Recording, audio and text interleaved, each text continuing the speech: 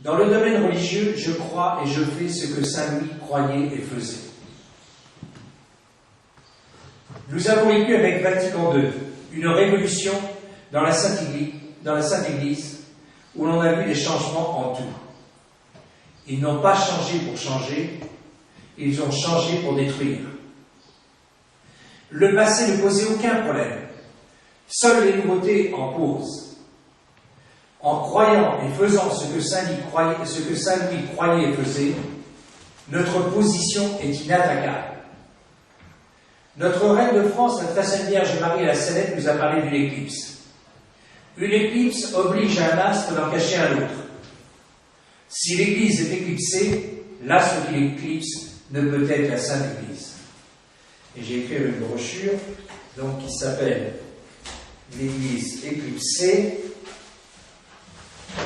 L'Église est éclipsée, pour expliquer comment fonctionne une éclipse et pour comprendre la situation dans laquelle nous sommes. La grande chose qui est à souligner avec la religion donc, de Vatican II, qui s'appelle elle-même la religion conciliaire, c'est qu'ils ont inversé intégralement la grille ami-ennemi. La grille ami-ennemi de Saint Louis est très précise. Elle est la même de toute l'histoire de l'Église.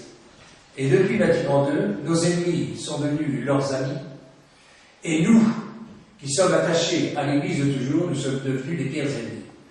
Rien que cela devrait nous permettre de tout comprendre et de faire le bon choix. Car l'éclipse se termine toujours. Attendons la fin de l'Église, et alors les choses reviendront en ordre. Pour ceux qui veulent en savoir plus, allez sur mon site, Les Amis du Christ aura France. J'ai pas voulu, donc, dans cette conférence, aller plus loin que ça. Enfin, sur le site, il y a tout ce qu'il faut pour comprendre. Français et livre. En 1890, un grand penseur, le révérend Père Aubry, concluait ses réflexions. Il venait d'être nommé évêque en Chine. Il est mort donc juste le même jour que le document romain. Voilà, bien. Mais il a écrit 30 000 pages que son frère donc a récupéré, et le Père Aubry a fait donc une énorme réflexion. Bon, il a été la deuxième année du séminaire donc, français à Rome. Il a eu comme professeur donc, le cardinal Franzelin, le théologien de Pie IX, qui a quand même une grande référence. Il était l'élève préféré du cardinal Franzelin, et il a eu 2 doctorats d'État, 2 doctorats de philosophie, dont un avec des louanges qui n'ont jamais été données à aucun autre élève de toute l'histoire du séminaire français à Rome. Bon, c'est un homme éminent. Il a écrit une 30aine de livres, j'ai récupéré tout. Non, pardon, je dis bêtise, je comprends quelque chose. Il a écrit donc une 12aine de livres, peut-être un peu plus, même. Bon, qu'on a tout réédité, que j'ai tout retrouvé, tout réédité, en particulier sa biographie qui est extraordinaire, sa correspondance qui est extraordinaire, qui elle n'a pas été rééditée, 3 volumes de 600 pages, que j'ai tout lu intégralement, parce que c'est l'homme donc qui a écrit une énorme réflexion sur les études ecclésiastiques. Et j'ai un document dans lequel Saint Pie X dit qu'il faut en revenir au frère Aubry pour la réforme des études ecclésiastiques. Bon. Eh bien, voilà un des derniers textes du Père Aubry, qui donc, quand il est sorti de Rome, a été nommé directeur de séminaire à Beauvais, de son diocèse, et il s'est rendu compte que c'était impossible de travailler. Parce que donc les prêtres étaient encore gallicans, les Français n'avaient pas compris la Révolution française. Il part donc comme missionnaire en Chine. Son aventure est extraordinaire, je fais une conférence là-dessus, mais qui est passionnante, quoi. Dans un pays où jamais le nom de Dieu n'avait été connu. Quand il est arrivé, quoi, les chiens lui mordaient les mollets. Quand il convertissait, les femmes étaient laides. Quand il convertissait, il a converti 2000 personnes en 3 ans.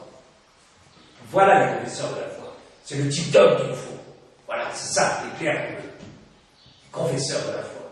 Capables d'aller jusqu'au bout du monde, en mangeant des nourritures impossibles, etc. Et simplement, donc, avec la foi, la croix, la prière, etc., donc, convertir des gens barbares.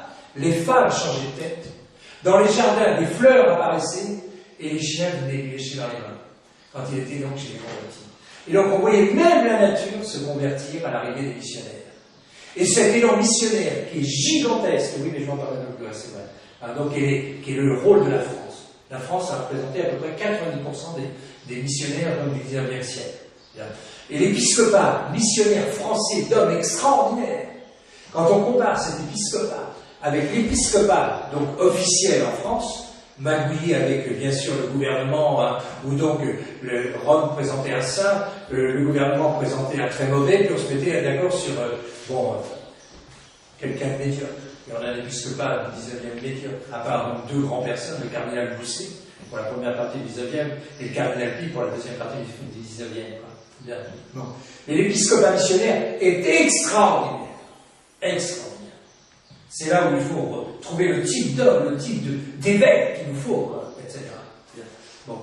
Alors, voilà ce que dit le Père Aubry. Ce qu'il nous faut, ce sont des chrétiens et des prêtres radicaux dans le bien. Lorsque les idées régnantes, les désertions et les scandales auront enlevé à l'Église la moitié, puis les 3/4, puis les 9 dixièmes, puis les 99 centièmes, puis les 999 millièmes de sa famille, il a prévu la catastrophe. Il a compris. C'est écrit en 1890. Si le millième demeurait fidèle et excellent et radical, tout sera gagné. Car ce millième formera la petite mais vaillante armée de Gédéon, la semence saine et irréprochable d'une nouvelle société. Combien serait plus puissante pour la régénération d'un peuple comme le nôtre une telle phalange, sortie d'écoles théologiques solides, armée de toute la force surnaturelle de l'Évangile, fortifiée de principes sûrs et inébranlables contre l'esprit du siècle. Elle se répandrait partout, occuperait une position sacerdotale comme des postes militaires où elle doit faire sentinelle et combattre, saupoudrerait en quelque sorte la société et lutterait avec ce bel ensemble contre l'erreur. Certainement, elle vaincrait, à moins que l'Écriture n'ait menti en disant « Ecce victoria que vincit mundum fides nostra ». On dit souvent « les hommes manquent », je n'en crois rien. Ce sont les principes qui manquent. Et il y a toujours assez de chair humaine. La France est trop féconde pour manquer d'hommes. Quand on a les bons principes, on fait des merveilles avec quelques hommes. Notre Seigneur a précisément voulu, par le choix des apôtres, prouver que la pauvreté d'hommes n'est pas un obstacle, mais une ressource souvent toujours même, moyennant des principes. Le mal, c'est qu'il y a des hommes, beaucoup d'hommes, mais peu de principes. C'est extraordinaire. L'élan du missionnaire du 19e, intégralement français, a converti les populations dans le monde entier. La France est surveillée par milliers, ses fils et ses filles. Quels hommes, que nos missionnaires sont courageux, dévoués, saints, que nos religieuses, saintes femmes ont su faire aimer la France en tout lieu. Quel épiscopat, quelle qualité d'évêque, ils font notre admiration. Et une des causes de la guerre de 14-18, une des causes réelles de la guerre de 14-18, ça a été de ramener les missionnaires en France qui ne sont pas repartis en Chine et au Japon, et tous les non-missionnaires qui étaient en train donc de balayer des quantités de pays a été arrêté. C'était simplement ça. Oui, les hommes ont existé, ils existent encore. Il nous suffit de revenir aux principes religieux et politiques. Alors, si l'on en croit le vénérable Barthélemy Holzhauser, donc j'ai fait un livre, donc Holzer et haute prophétie, donc dans lequel je donne tous les passages de Holzhauser pour notre époque, mais je rajoute une dizaine d'autres prophéties très importantes pour notre époque. Alors, si l'on croit le vénérable Barthélemy Holzhauser, le spécialiste de l'Apocalypse, tout est dans Holzhauser, me disait mon ami Jean Lathier. Demain sera le règne du Sacré-Cœur avec le grand pape et le grand monarque. Ce sera le retour d'un Saint-Louis. Et enfin, notre prière à Dieu le Père sera exaucée, mais prions-le encore plus instamment avec Marie, notre reine de France, avec Saint-Louis, Sainte-Jeanne d'Arc, Saint-Charlemagne et avec tous nos saints de France. Notre Père qui êtes aux cieux, que votre nom soit sanctifié, que votre règne arrive.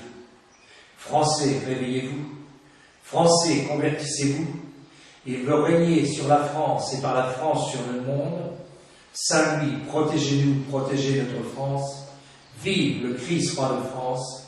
Vive sa très sainte mère, reine de France. C'est bon.